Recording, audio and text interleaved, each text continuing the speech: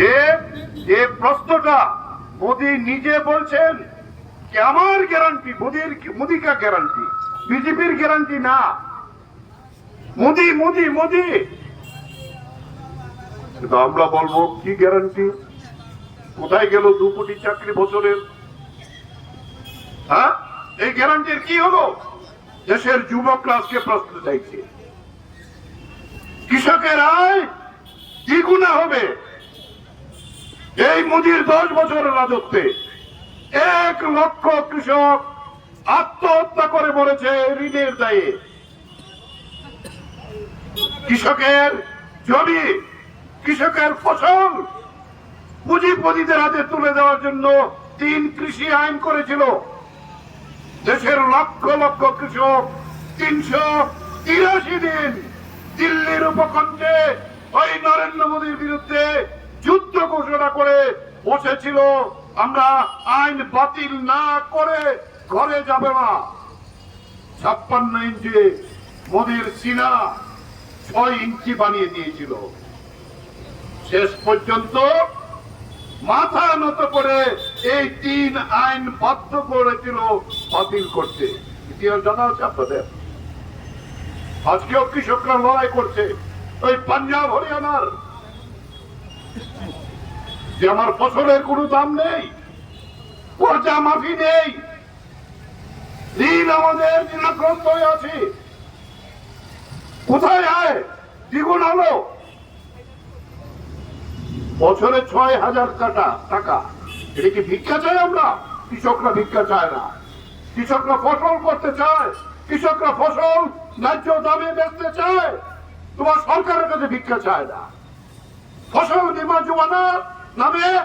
ওই সমস্ত টাকা দেশের পুঁজিপতি এই যে কর্পোরেশন গুলো এই যে এজেন্সি গুলো ইন্স্যুরেন্স এজেন্সি গুলো তার হাতে চলে যাচ্ছে কোন কৃষক টাকা পায় না আজকে সবচেয়ে বড় দুর্দশা আমাদের দেশের কৃষকদের আর তারা হয়েছে শতকরা 70 জন মানুষ আমার দেশের কৃষকরা এখানকে কি করেছে সমস্ত সেচের মেশিন বন্ধ সমস্ত সার বীজ কোথাও গেলে কৃষকরা বিএলডব্লিউ স্টোরে সার পায় না বীজ পায় না এখানে কি চাকরি এর আগের সরকার বলেছিল চাকরি দেব কত 50,000 চাকরি 1 বছরে দেব বছর বছর সমস্ত চাকরি হবে বাধ্য হয়ে কিছু পরীক্ষার চাকরি হয়েছে সব মিলে 8,000 এই 6 বছরে আর বামপন্থী সরকার থাকার সময়তে প্রতি বছরে এরকম 8 থেকে 10,000 চাকরি হতো সরকারি শিল্প বাণিজ্য যে পরিস্থিতি ছিল এটা নতুন চেতনা জিনিসের দাম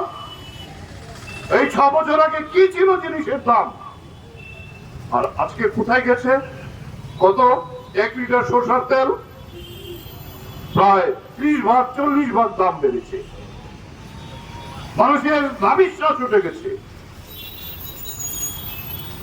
আমি এদিন একটু এই লোকসভা নির্বাচনে এই প্রদ্যুৎ কিশোরকে এই প্রজ্ঞাকে যে দাঁড় করেছিলেন কি কথা বলেছিলেন এই রাজ পরিবার দেশকে বিভাজন করতে চায় ত্রিপুরাকে বিভাজন করতে চায় ট্রাইবেল নন ট্রাইবেলের ঐক্য নষ্ট করতে চায় তাই ওই কংগ্রেস থেকে প্রদ্যুৎ কিশোর তার বোনকে এনে দাঁড় করিয়েছেন আর কি কোন উপজাতিকে পেল না এই ছিল বক্তব্য একই বক্তব্য আরেকজন সব জানতা মন্ত্রী রতন কুমার নাথ তিনি বলেছিলেন এই তীব্রতা বিশ্বাসঘাতক তীব্রতা ট্রাইবেল বেঙ্গলের ঐক্য নষ্ট করতে চায় তীব্রতাকে বুঝে নেবেন এটা হয়েছিল ওই গোপন সমঝোতার আগে এখন বিজেপি বুঝতে পেরেছেন আমরা যেভাবে ঐক্যবদ্ধ হয়েছি ত্রিপুরার সমস্ত বিজেপি বিরোধী শক্তি এই 2টি আসনে মানুষ যদি ভোট দিতে পারে ভোট কেন্দ্রে যদি যেতে পারে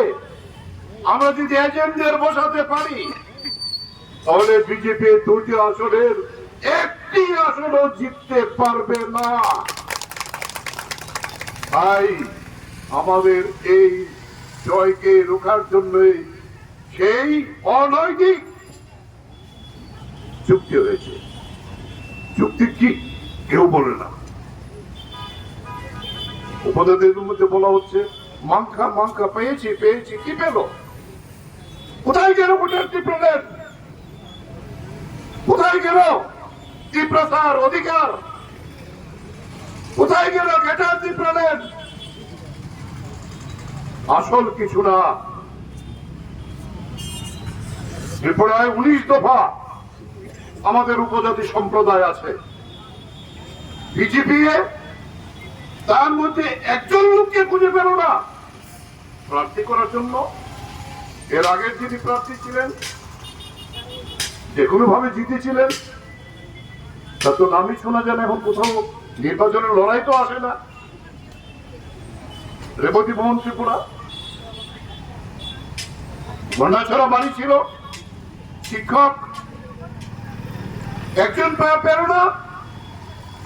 ওর থেকে যার ত্রিপুরার সংস্কৃতি, ত্রিপুরার উপজাতিদের ভাষা কিচ্ছু জানে না, তার জন্ম ত্রিপুরায় হয়নি। প্রদ্যোৎ কিশোরের পূর্বের মায়ের বোন, জন্ম কোথায় শিলং, বিয়ে কোথায় ছত্তিশগড়, কংগ্রেস করতেন ওনার স্বামী, তাকে এখানে দাঁড় করাতে হলো। তাহলে বিজেপি দল কতখানি দেউলিয়া হলে এই প্রদ্যোৎ কিশোরের কাছে আজকে শুধু একটি ভোটে জেতার জন্য আত্মসমর্পণ করতে হয়েছে এই বিজেপির মতো একটি বড় দলকে।